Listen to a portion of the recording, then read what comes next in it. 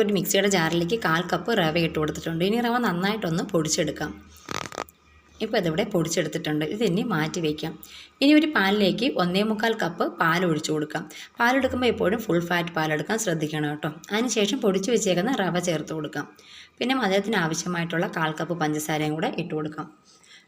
ഒരു പിഞ്ച് ഉപ്പും കൂടെ ചേർത്ത് കൊടുക്കാം. നല്ലൊരു ഫ്ലേവർ കിട്ടാൻ വേണ്ടിയിട്ട് 1/4 ടീസ്പൂൺ വാനില എസൻസും കൂടെ ഒഴിച്ചു കൊടുക്കാം. നിങ്ങളുടെ കയ്യിൽ വാനില എസൻസ് ഇല്ലെങ്കിൽ അതിന് പകരം ഏലക്കാപ്പൊടി ചേർത്താലും മതി കേട്ടോ. എന്നിട്ട് നന്നായിട്ട് മിക്സ് ചെയ്ത് കൊടുക്കാം. അതിനുശേഷം നമുക്ക് ഫ്ലെയിം ഓണാക്കി കൊടുക്കാം. ഇനി ഇത് കുറച്ചൊന്ന് ചൂടായി വരുമ്പോൾ 1/2 ടീസ്പൂൺ നെയ്യും കൂടെ ചേർത്ത് കൊടുക്കാം. നെയ്യോ ബട്ടറോ ഏത് ചേർത്ത് കൊടുത്താലും മതി കേട്ടോ. എന്നിട്ട് നന്നായിട്ട് കൈവിടാതെ ഇത് ഇളക്കി കൊടുക്കണം.